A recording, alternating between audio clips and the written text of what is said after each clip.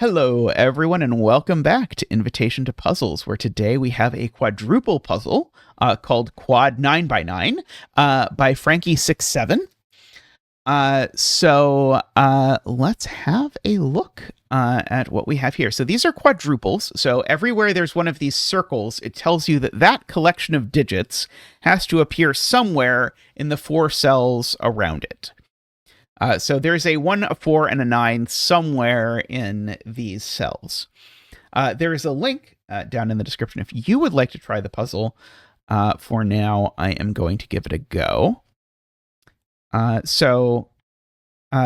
Conveniently, it's almost like it was named this way. Every time you have a quadruple that has 4 digits in it, you get an actual Sudoku quadruple, meaning that these digits have to be exactly once each a 6, a 7, an 8, and a 9.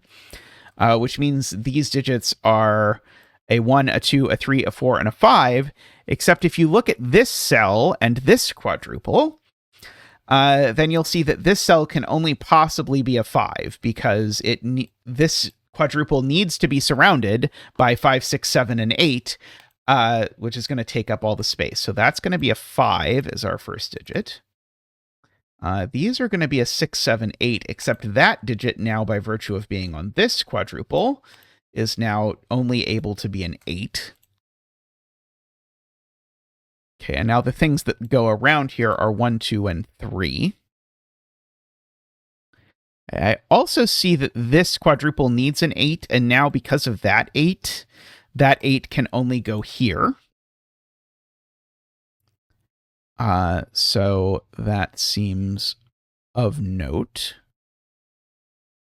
Let's see. What else do I see?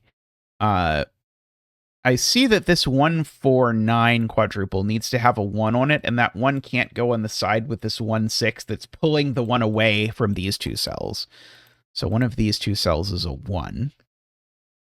Which actually means that one of these 2 cells is a 1 because this quadruple needs a 1.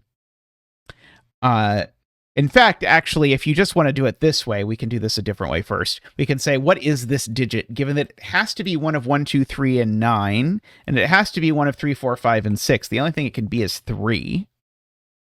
And now it's maybe slightly easier to see, where does the 1 go on this quadruple? Well, it goes there. And now the natural question is, where does the 2 go on this quadruple, given that there's a 1, 2, 3 triple in this box pushing 2 out of this cell? So the 2 actually goes there, and the 9 goes there. Which now actually places my 9 on this quadruple. Very nice. So we've got a 4, 5 here now, and a 6, 7 going up there, as per the setter name.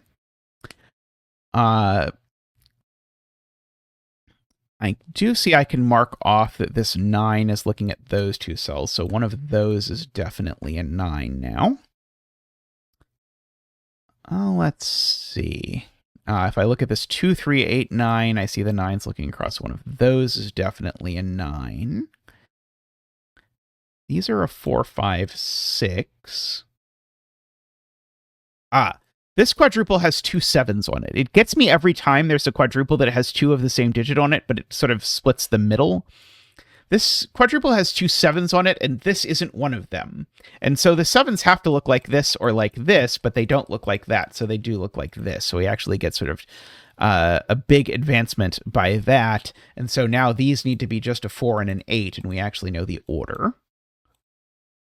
Oops. Okay, and so now the 3 and the 4 on this quadruple, and they now have to live up here because we need a 3 and a 4. And in fact, actually, if I pay close attention, I actually know the order. Places the 3 back on this quadruple that we learned about long ago. See that one of these 2 is an 8. I don't know how immediately eager to pencil mark that I am. I do see that this 6, 7's looking down here, telling me one of these is a 7. And this 3 is looking down at that, telling me that one of these is a 3. That doesn't immediately buy me much. Let's see, what's left in this row? That's a good question. Because we've got only a triple left in this row. And that triple consists of 2, 3, and some other thing. 6. But this cell can't be 2 or 3 because the 2 and 3 in this box need to be reserved for this quad. So this is a 6, and that's a 7. And now let me tell you the step in quadruple puzzles that I forget the most often, which is that I just filled in a 7 in this cell, and I cannot tell you how many quadruple puzzles I've done where I've then failed to mark, so therefore this cell is a 6. Because it doesn't follow from Sudoku, but it does follow from the fact that I need both a 6 and a 7 on this quadruple. I don't know. I don't know if anyone else has that, but I find that an incredibly easy slip to make. Okay, so now those are 2, 3. So now these are 8, 9. 1, 2, 3, 4. Okay, so these are 5 and 6, and actually, just by Sudoku, that's the 6. That's the 5. So that's the 5 and the 6 up there. And now this is a triple, which consists of 2, 5, and 9, I'm going to say. It's apparently not a 5. And this is a pair, which consists of 1 and the other thing, which is, I think, a 4. Okay, let's see. If there's a triple or better, I tend to fill it in. 2, 3, 4, 5, 6. Because sometimes when you fill it in, you get a naked single like this one, which actually kicks up some dirt up here. Okay, so now that's a 6 and a 5. Maybe doesn't immediately tell me anything yet. Okay, what can these digits be, given that they're not 2, 8, 9, or 3, 5, or 7? So let's see. So I think they can be 1, not 2, 3. Could be 4, not 5. Could be 6, not 7, 8, or 9. And they seem not to be able to be 6 either, in fact. If I wanted to, I could have just said the 6 in this quadruple is actually, or sorry, the 6 in this box is in one of these cells, which actually sort of fills out the quadruple and gives me this 1, 4 pair. So that is a 5 and a 2. 1 and a 4 go in there, and we get a nice pair up here. Looks like a 3 and a 7 to me. Sounds like that was correct. Let's see. I do know one of these is a 6, I see. Oh, in fact, actually, that's the 6. I can just place the 6 on this quad. It's there. And that actually lets me bounce back and place the 6 on this quad. I see. Okay, what about these digits? Are these interesting? Oh, I can just place the 6 in this box. Let's do that instead. I don't know why I'm giving up on 6s so soon. That's the 6. So then by my corner marks, that's a 7, because I need a 7 here. And now these are a 3, 5, and we actually know the order owing to that 5. That is much better than what I was about to do. Let's see. This quad, 1, 2, 3, 4, 5, 6, 7, 8, 9. Okay, so there's no 8 there, no 1 there. That one of these two is 8, but I don't know that that's buying me a lot at this particular moment. Oh, what's this triple? Oh, it has a 9 in it. That's good to know. Oh, I guess I already knew it had a 9 in it, didn't it? Does it have a 4 in it? It doesn't. Okay, what is it? It's 2, 5, and 9, which makes this triple 1, 4, and 8. We've said that one's not the 1.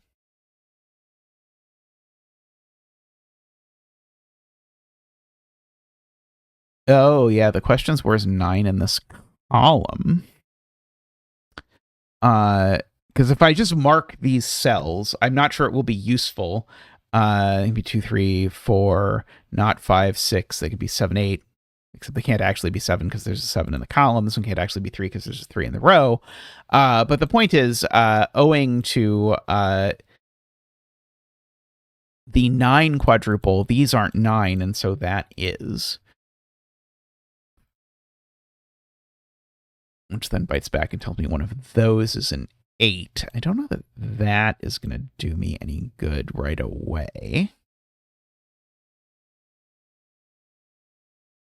Let's see.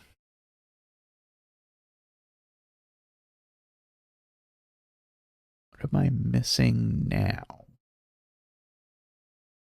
Probably Sudoku. It's always Sudoku, isn't it?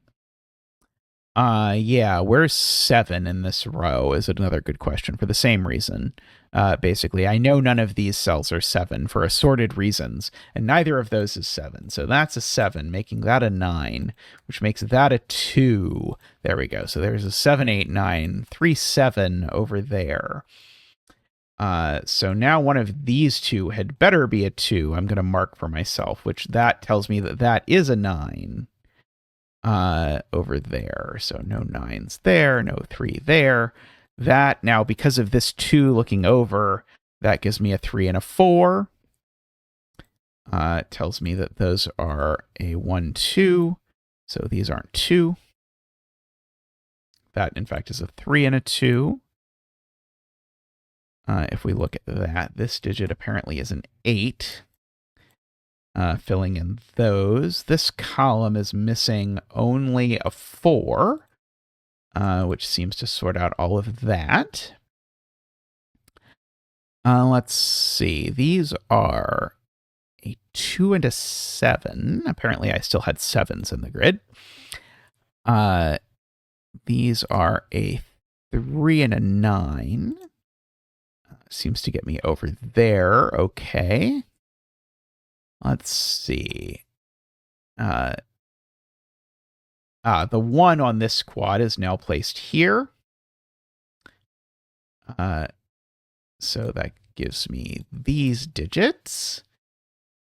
And now over here, it looks like we still need a 3 and a 5. And down here, I still need a 2 and the thing that's going to resolve the puzzle, which is an 8. And so now we get through all of that in a very lovely puzzle with a nice little anchor here, it looks like to me. At least that's what I see. Alrighty, well, thank you everyone for watching. I hope you enjoyed that puzzle, and I hope I will see many of you soon on a future edition of Invitation to Puzzles. Thanks everyone for watching. Bye for now.